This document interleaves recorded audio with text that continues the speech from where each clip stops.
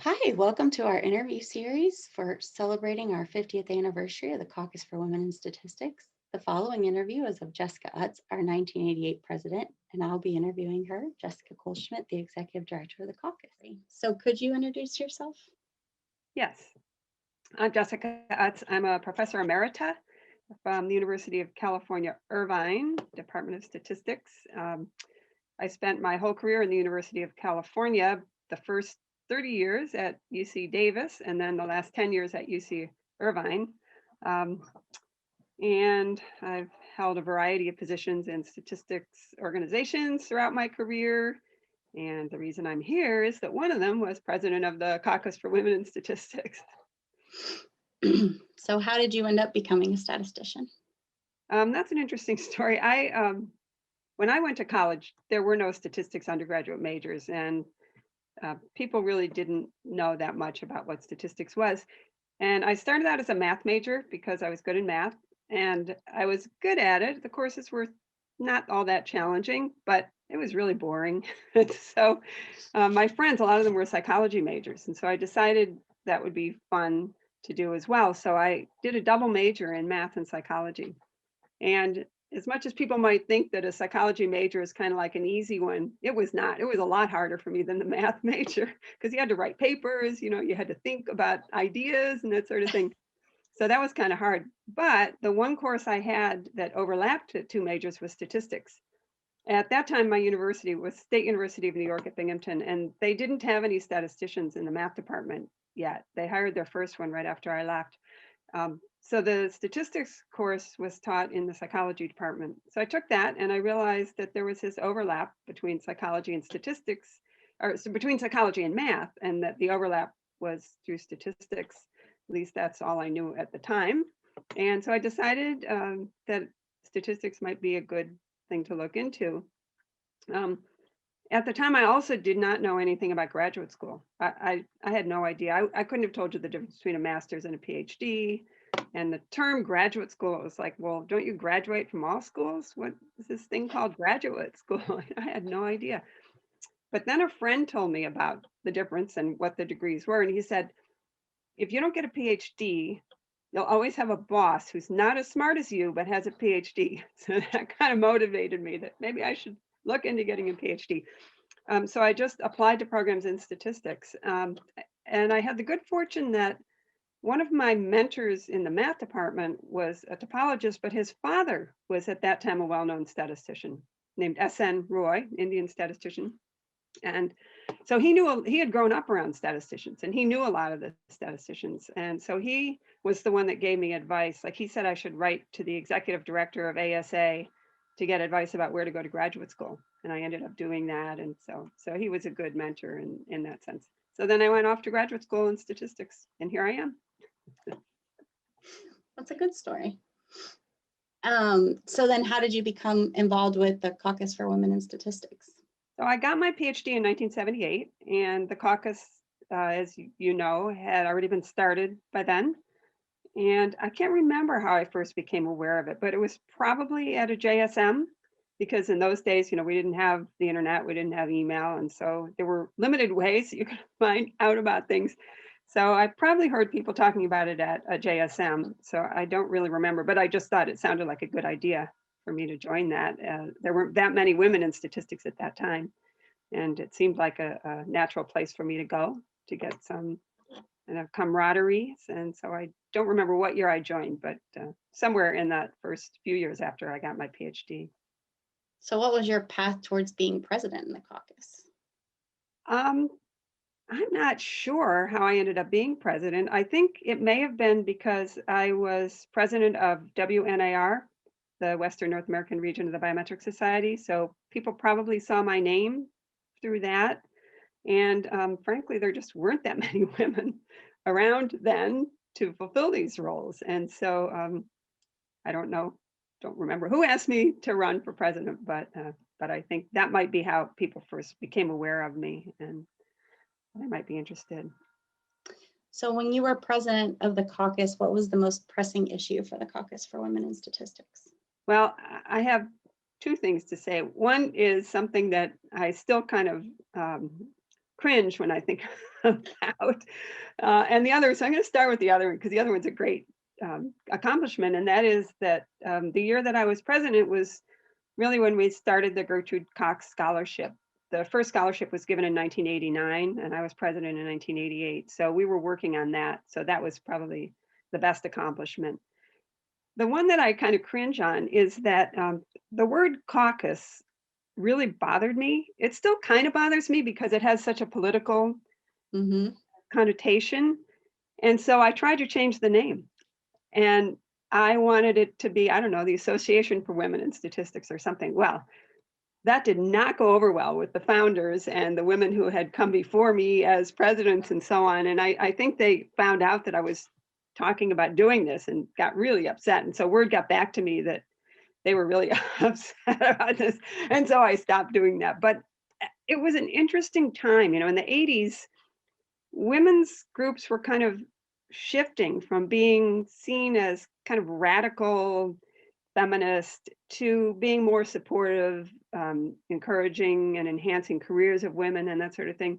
That was the decade when Sally Ride became the first woman astronaut and Geraldine Ferraro became the first um, woman to run for president, or in her case, vice president. And things were changing pretty quickly at that time. And so I think my desire to change the name fit in with the change that was going on in general for support groups for women, moving more from being kind of a political feminist thing to being more of a supportive, um, welcoming social um, uh, kind of thing that was basically geared toward helping the careers of women. That has definitely been something some more current past presidents have thought about and also did Uh-huh. not go over well. Even now, but of course, now we've had it for like 50 years. So people are like, you can't do that. Yeah, and I think now the name has just become accepted. I mean, people know what it is, and they I think have adjusted to the name. For sure. That is how we're known by, at least. So, well, when you were the president, what was your favorite memory of the caucus? Working with the other women, I know one of the things is going to be like, who do I remember? Let me just talk about that now. I don't remember who was on the executive committee with me, but I do remember the person who became president after me, and that was Cynthia Clark. And she was just wonderful. I loved working with Cynthia. She was well established in her career at the time. She was a really nice role model for me. She was not one of these sort of radical out there. She had a good established career. She was doing it all. She had a whole bunch of kids. In fact, I'll tell you a kind of funny story about this, and that is when Ingram Olkin died. Ingram Olkin, before he died, actually, he was getting ready to he retired and cleaning out his office and stuff. He sent me a box of papers that were from the origin of the Committee on Women in Statistics and the caucus. And I actually ended up forwarding that box to Ron Wasserstein at ASA to see if they wanted to keep any of it for archival reasons. And then he was going to see if maybe some of it could be sent on to the statistics archives at Iowa State. But one of the things in there was a newsletter, and I think it was a caucus newsletter. It might have been the Committee on Women in Statistics. But the type of thing in there was this news item that Cynthia Clark had just had a baby. So that was the kind of thing that was news about women in those days. That just shows you how far we have come. That is very interesting. I interviewed her. She was pretty fabulous. Yeah. I enjoyed. Do you have other favorite memories besides the person? I just do have good memories of the camaraderie, in spite of me trying to change the name, the fact that we had the Gertrude Cox Scholarship starting, and then shortly after that, the race, for the Gertrude Mm, Cox Scholarship. It was just an exciting time to be involved in those kinds of things, I think. it's amazing that that's still going on, actually. No, it's great. Yeah. What challenges do you think face female statisticians today? I think a lot of the same challenges, unfortunately, that we faced back in my day, except now they've kind of gone underground. So, when I was first starting my career, um, there were not a lot of laws about what people were not able to do. actually right around the time I graduated was when there were people were finally realizing that they needed to take active steps to involve more women and get more women in careers in statistics. Um, I think it's really interesting. I was just looking at this history article that Sandra Stinnett wrote in 1990. And at that time, there had been 6 female presidents of ASA. And I wrote this down. I'm going to read you the years. Okay. So the presidents at that time had been in 1944, 52, 56. These were the women presidents of ASA. Then there was a huge gap. And then 80, 87, 89. Those were the 6 years that ASA had women presidents at that time. And then 92 and 96. And so that was a total of 8 20th century. Since then, there was a gap again. And then since then, there was a woman ASA president in 2006, 7, 9, 11, 13, 16, 18, 19, and 20. There have been 9 in the first 20 years of this century, and there had been a total of 8 in the 20th century. And so I think that, back in, like I said, in the 80s, there were suddenly 3 female presidents of ASA in the 80s. And that really did reflect that things were coming out into the open. And again, I think now some of the challenges are that there's still misogyny and there's still this implicit bias, but it's gone underground. So people aren't as explicit about doing it. I mean, nobody, hopefully these days, except maybe a few politicians we can think of, would do the kinds of things that happened to me, like one of the senior faculty members walking into my office and trying to kiss me. You would get in huge trouble now, hopefully, if you tried to do that sort of thing to a female faculty member. But in those days, it was just seen as okay. But I do think the same kinds of implicit bias are still there. I think it's interesting because there's some women who've encountered nothing. Yeah. That, young women, right? Like they've had a really nice path, which is awesome that we're to that point. But then some of them are like, well, why do we have a caucus? Yeah. Like, do I need a caucus for women in statistics? And it's interesting watching their mind shift when they begin to see, what the camaraderie, or if they could go to like WSDS and spend time with other women, or, some of those kinds of things. And then they're like, oh, this isn't as strange and different and whatever as they might have. And I would like to think that it has shifted a little bit more to a kind of a camaraderie and not so much a fighting for rights. I can tell you one thing that happened to me I used to say that too. I used to say, well, I haven't experienced discrimination.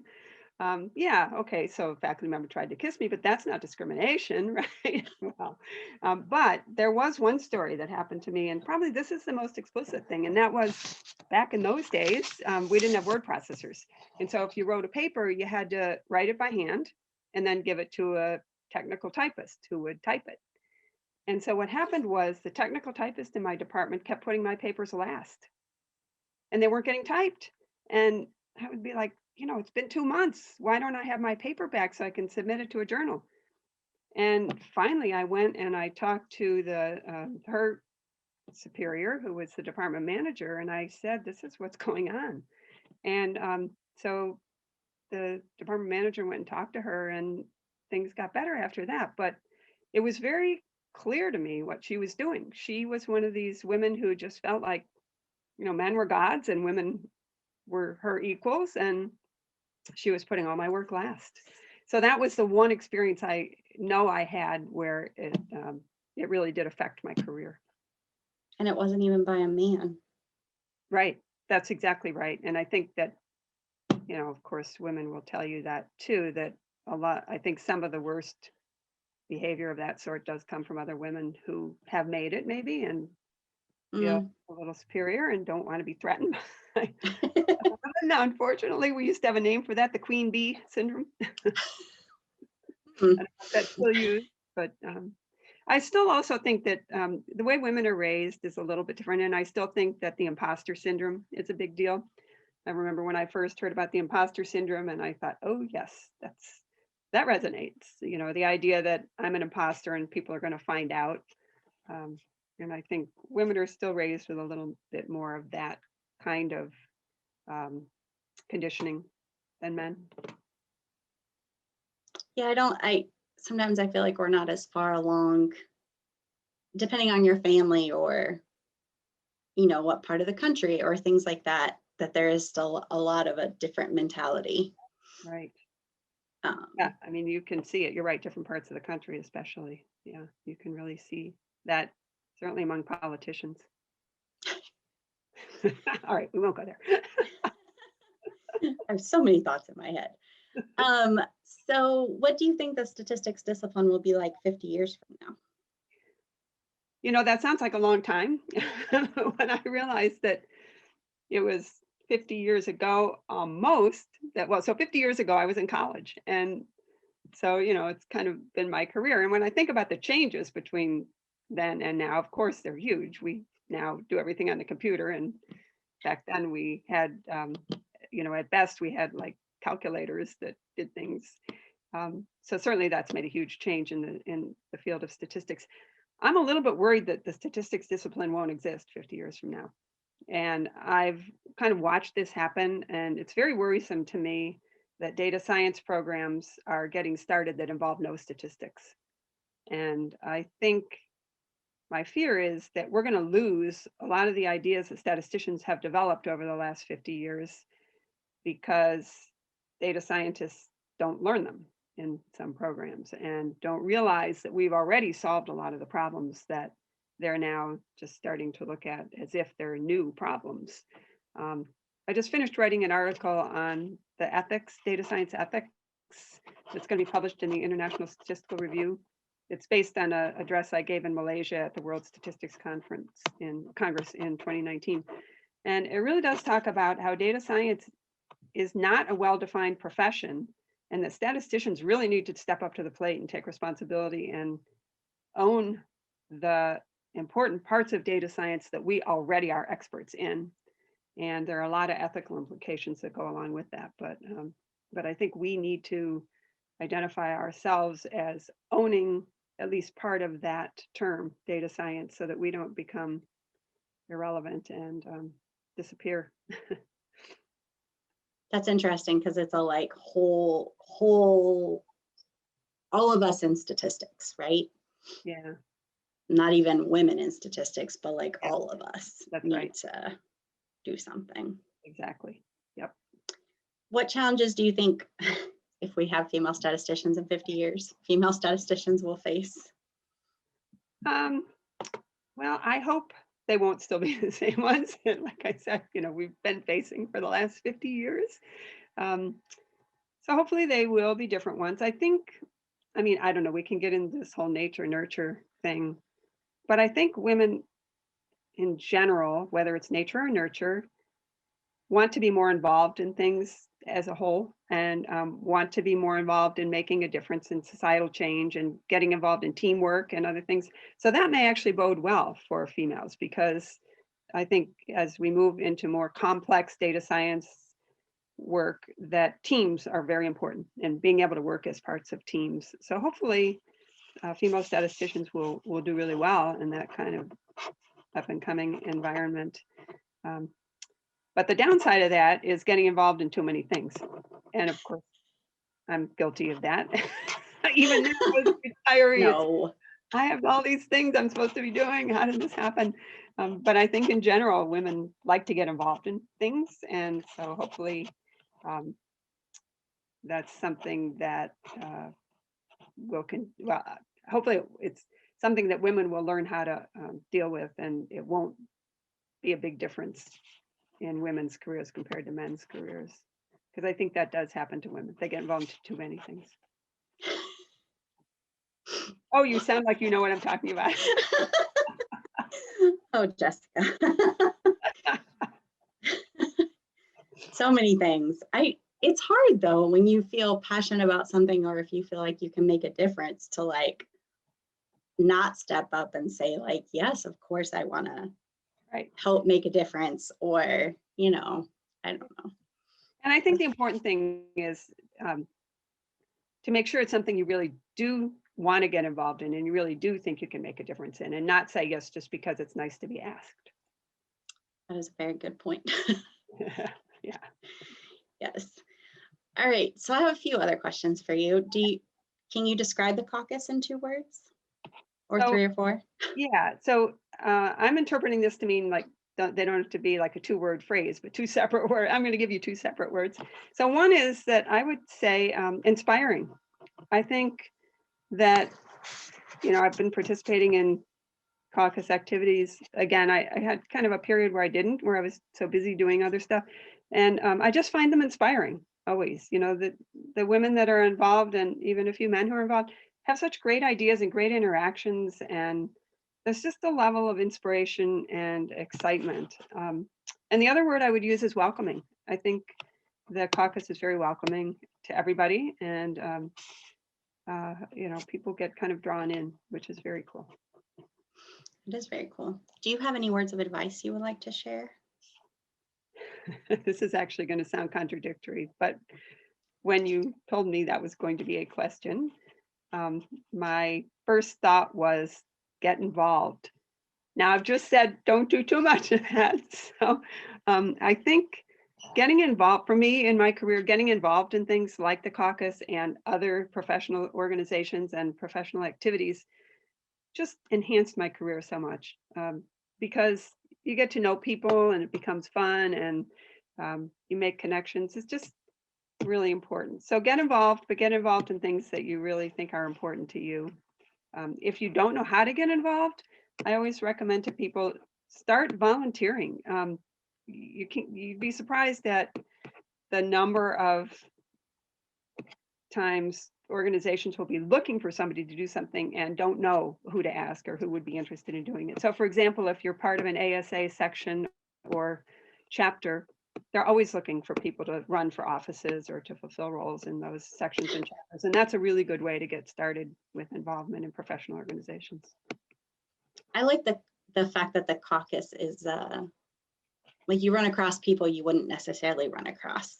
Yeah. Also, like you don't even stay in your like subject area or things like that, but you also get because the chapters are good for that. The sections are more, focused. That's true. Yeah. But I do like that I've met people across like all sorts of statistics that I would never have even encountered if it weren't for the caucus or ASA. Yeah. Do you have any challenges you faced as ASA president? First of all, that was an amazing job. I really, really loved doing that job. I loved traveling around, talking to people. That's a lot of what it involves, is traveling and getting invited to chapters, local chapters, or even other countries, like to give addresses in conferences in other countries. So that was just a lot of fun. The one thing I think that was a challenge is interesting, and that is that it was very hard to practice what I preach in the sense of diversity and inclusion. So the ASA president has to appoint a lot of people to things and get involved with a lot of people. And I had to just keep stopping and reminding myself to make sure that I didn't just pick people that I know and I'm comfortable with, that trying to bring diversity into the equation was really important, but also really difficult, because how do you find people? So that was probably the biggest challenge. Did you know someone who helped you connect with people? Well, first of all, the ASA staff is amazing. So they had spreadsheets and information, but again, it's hard to know, like just from someone's name, whether, what their diversity characteristics are. So sometimes it would be just asking people for like recommendations. Do you know anybody who might want to get involved, who's, I don't know, whatever, young, for example, even young, just somebody who's at the right level in their career that it would be good for them to get involved. So going around and asking for advice for who to get involved, not just asking the people that I knew. Yeah, it's an interesting challenge, I think. Yeah. Even for the caucus, to try to reach out to new people. I think the same people keep getting recycled, and So you probably could then share this advice too, which is, if somebody wanted to get involved, they should contact you or the current president or somebody who could then give their name to the right person to get them involved. Yes. It does help, I think. We've had a couple people who just say, I want to do something, which is amazing, but I Yeah. find it a lot harder to like find a niche for them Mm, than if they say like, I would really like to help with, uh, I don't know, the 50th anniversary celebration, or, you know, I love social media, or I love children, or I love right, something. right. And I feel like it's important for people to not, just because they don't find a place right away, to not walk away. Like in 2005, somebody asked me if I wanted to be a representative at large, I think, for the caucus. Right. And I don't remember what happened between then and 2010 when I ran for secretary. Uh, I was definitely never a representative at large. uh, But at some point, I probably saw something that said, does somebody want to run? And I was like, me. But, right. you know, it took time. It wasn't a right away thing. And part of it was on me. I didn't reach out to someone and say, hey, like, do you remember meeting me? And do you have something for me to do? But Yeah. But I think you're also reminding me that senior people can take an active role in nominating people or promoting, not promoting, but recommending their junior colleagues, yes, people that are in a position where they're looking for volunteers. I think that can be very helpful as well, because sometimes junior people are shy about recommending themselves. that is very true. And we've gotten some amazing young people involved, I think, because their mentors have said, you know, oh, we have a role and I have someone who would fill this role That's really great. well. Yeah. But I would encourage people to continue to reach out and not just think that they reached out once and somebody was ignoring them, or, Right. Yeah. you know, there's not necessarily a role at the minute that you reach out, but that doesn't mean that there won't be a role. Right. Yeah. So, Yeah. ASA does ask people to sign up for committees they're interested in. But one thing I found was that there's this whole process in ASA where committees get appointed. There's a committee that does it for different committees. But what I was finding is they were ignoring those sign up sheets. And so I tried to get the people who were working with me to appoint committees to pay more attention to the people who had volunteered for specific committees. yeah, I definitely found that was true for some committees that I signed up that I was like, oh, I really want to do that. I mean, But you have to be careful. Like, obviously, you don't want to just pick anybody to serve on the fellows committee or the I nomination. didn't sign up for that, I promise. Yeah. No, that's very true. That's hard too. Yeah. Oh, yeah. So, well, is there anything else you would like to share with whoever might view this video at some point? I think just, like I said, get involved in ways that are important to you. Don't let anybody else sort of determine your career. It's important to determine your own career, and just volunteer for whatever speaks to you, whatever grabs you and you think is important. Well, I And appreciate. just get involved in the, even if you don't want to like do something like that, get involved in things like the happy hours, the Madam President happy hours, and other kinds of things where you just get to see people and talk to people. Yeah, your name becomes something that people have seen before. Yeah. Well, and also it's just fun, you know. Yeah. It's a nice opportunity Yeah. for sure. All right. Well, I appreciate you taking the time to. I know that you're very busy and have had a crazy year, I think, Yeah. We on all, top of just the regular crazy. yeah. So we appreciate you taking the time Thank you. It's been fun. to meet And with thank us. you for your involvement too. You're welcome. Thank you for including me in things.